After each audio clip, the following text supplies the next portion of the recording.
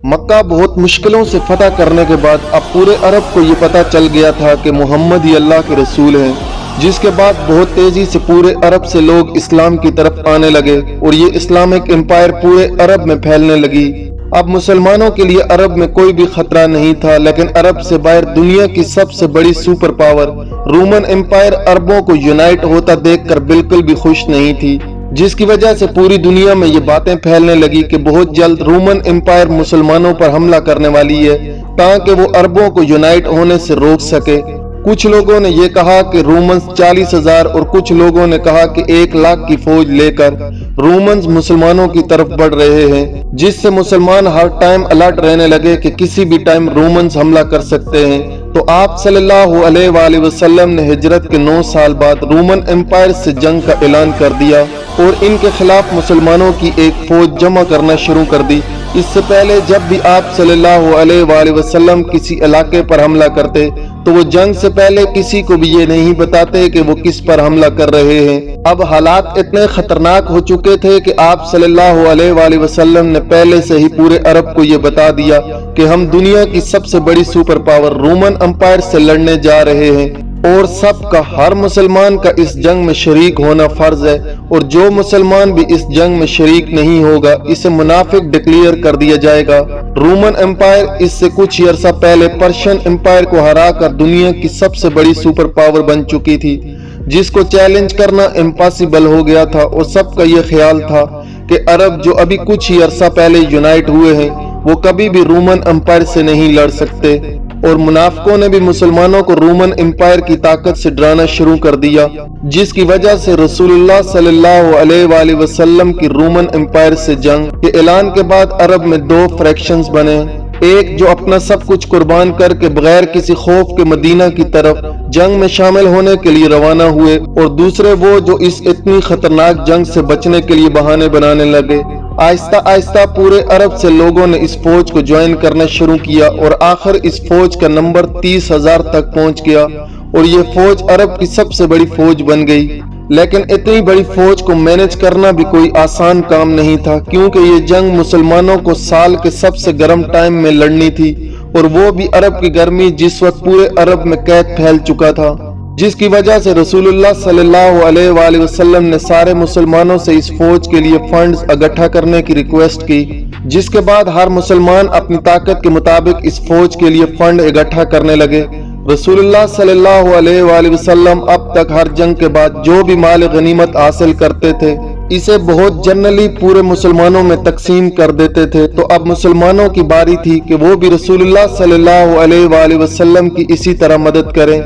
हजरत उमर रजी अल्लाह तआला अन्हु जो हमेशा अच्छे कामों में हजरत अबू बकर रजी अल्लाह तआला अन्हु से एक स्टेप पीछे रह जाते थे, उन्होंने इस बार अबू बकर से जीतने के लिए सबसे पहले जाकर अपनी सारी दौलत का आधा हिस्सा रसूलुल्लाह के सामने रख दिया। लेकिन कुछ ही देर बाद अबू बकर रजी अल्लाह तआला अन्हु अपनी सारी दौलत और अपने घर का सारा सामान लेकर रसूलुल्लाह सल्लल्लाहु अलैहि वसल्लम के पास आए और एक बार फिर हजरत उमर से आगे निकल गए, जिसके बाद हजरत उस्मान रजी अल्लाह तआला अन्हु इस वक्त मदीना की बाजार की सबसे मालदार शख्सियत थी। उन्होंने 900 ऊंट, 1000 घोड़े और 1000 दिनार डोनेट किए, और हजरत अब्दुर्रहमान बिन औफ ने भी बहुत सारे ऊंट, घोड़े और माल डोनेट किया। ये तो वो सहाबी थे जिनके पास अपना बिजनेस और काफी दौलत थी, लेकिन वो सहाबी जो बिल्कुल गरीब थे उन्होंने भी इस फौज के लिए डोनेशन की, जिनमें से एक ने सारी रात मेहनत करके चंद खजूर कमाई और वो थोड़े से खजूर भी इस फौज के लिए डोनेट कर दिए।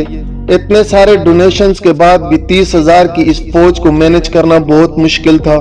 क्योंकि जैसे ही ये फौज मदीना रवाना हुई हर 18 सहाबा के लिए सिर्फ एक ऊंट था, और तबूक मदीना से 700 किलोमीटर दूर था और वहां पहुंचने के लिए एटलीस्ट 15 दिन का सफर करना था। तो 18 सहाबा एक ही ऊंट को बारी बारी राइड करने लगे, जो बहुत मुश्किल काम था। लेकिन कुछ ही दिनों बाद रास्ते में मुसलमानों के पास खाने पीने का सामान भी खत्म हो गया, जिसकी वजह से मुसलमानों को मजबूरन इन ऊंटों को भी ज़बह करना पड़ा जो इनके पास थे। लेकिन इतने सख्त हालात में भी सबको पता था कि इनमें से अगर कोई पीछे रह गया तो मुनाफिक डिक्लेयर कर दिया जाएगा। तो सारे मुसलमान इस सब के बावजूद भी आगे बढ़ने लगे, लेकिन एक सहाबी अपने ऊंट की वजह से इस फौज से पीछे रह गए, अबू जर गफारी। انہوں نے اپنا اونٹ وہیں چھوڑ کر پیادل تبوک کی طرف بڑھنے لگے۔ یہ فوج راستے میں آل سمود کے علاقے سے بھی گزری، جنہوں نے اپنے زمانے میں پہاڑوں کے اندر بہت زبردست اور عالی شان بلڈنگز بنائی تھی۔ ان کی تباہی کو دیکھ کر مسلمانوں کا ایمان اور بھی مضبوط ہو گیا،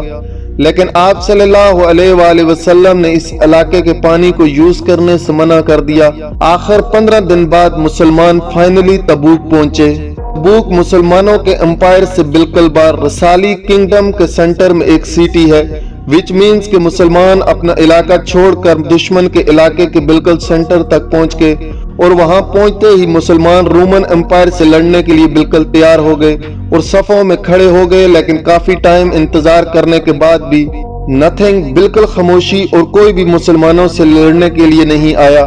اب یہاں پر کچھ کنفیوژن ہے۔ کچھ اسکالر کہتے ہیں کہ رومنز مسلمانوں کی اتنی بڑی فوج دیکھ کر ڈر گئے اور جنگ سے پہلے ہی ان کی فوج ادھر ادھر بکھر گئی، کیونکہ مسلمان اس سے پہلے ہر جنگ میں اپنے سے 3 گنا بڑی فوج سے لڑتے تھے۔ بدر میں مسلمان 300 اور دشمن 1000، احد میں مسلمان 1000 اور دشمن 3000، اور خندق میں مسلمان 3000 اور دشمن 10,000۔ اور کچھ لوگ ایسے بھی ہیں جو کہتے ہیں کہ کبھی کسی فوج نے مسلمانوں پر حملہ کیا ہی نہیں تھا، یہ بس افواہیں تھی۔ اور جو بھی تھا، اس واقعے کے بعد پورے عرب میں یہ بات پھیل گئی کہ مسلمان فوج نے رومن امپائر کے بارڈر تک گئی اور انہیں جنگ کی دعوت بھی دی، لیکن رومن امپائر دنیا کی سب سے بڑی سپر پاور مسلمانوں سے ڈر کے جنگ سے بھاگ گئی۔ اب تک پوری دنیا مسلمانوں کو بس ایک چھوٹی سی فورس سمجھتے تھے، لیکن اس واقعے کے بعد مسلمانوں کو پوری دنیا ایز اے گلوبل پاور دیکھنے لگی۔ تبوک کے پاس جتنے بھی چھوٹے چھوٹے کنگڈمز تھے وہ اب تک رومن امپائر کے انڈر رہتے تھے، لیکن مسلمانوں کی اس طاقت کو دیکھنے کے بعد انہوں نے رومن امپائر کو چھوڑ کر آپ صلی اللہ علیہ وآلہ وسلم کے سامنے سلنڈر کر دیا اور جزیہ دینے کا بھی وعدہ کیا، اور جو سٹیٹس اب تک رومن امپائر کی غلام تھی اب وہ بھی مسلمانوں کے ویل سٹیٹ بن گئے۔ اور اب پہلی دفعہ مسلمانوں کی اس سلطنت کے بارڈر ڈائریکٹ 2 بڑے سپر پاور رومن اور پرشین امپائر سے ٹکرا گئے، اور پوری دنیا مسلمانوں کو ایک سپر پاور کی طرح دیکھنے لگی۔ ان چھوٹے کنگڈمز کی سلنڈر کرنے کی وجہ سے مسلمانوں کو بہت سارے گھوڑے، اونٹ اور سونا ملا، اور آخر 20 دن تبوک میں سٹے کرنے کے بعد آپ صلی اللہ علیہ وآلہ وسلم اور یہ 30,000 کا لشکر واپس مدینہ پہنچے، جہاں ان کو بہت زبردست طریقے سے ویلکم کیا گیا، کیونکہ جو فائدہ مسلمانوں کو رومن سے جنگ کے بعد حاصل ہونا تھا وہ بغیر کسی جنگ کے مسلمانوں کو مل گیا، اور مسلمانوں کے درمیان جو منافقین تھے وہ بھی سارے مسلمانوں کے سامنے آ گئے۔ مدینہ پہنچنے کے بعد باقی سارے عرب قبیلے بھی اسلام قبول کر کے اس امپائر میں شامل ہو گئے، اور پورا عرب بت پرستی کو چھوڑ کر ایک اللہ کی طرف آنے لگا۔ لیکن اس کے ساتھ ہی رسول اللہ صلی اللہ علیہ وآلہ وسلم کا اس دنیا میں مشن کمپلیٹ ہو گیا، کیونکہ یہ جنگ رسول اللہ صلی اللہ علیہ وآلہ وسلم کی زندگی کی آخری جنگ تھی، کیونکہ اس کے کچھ سال بعد ہی آپ صلی اللہ علیہ وآلہ وسلم کی زندگی کا آخری دن آیا۔ سبسکرائب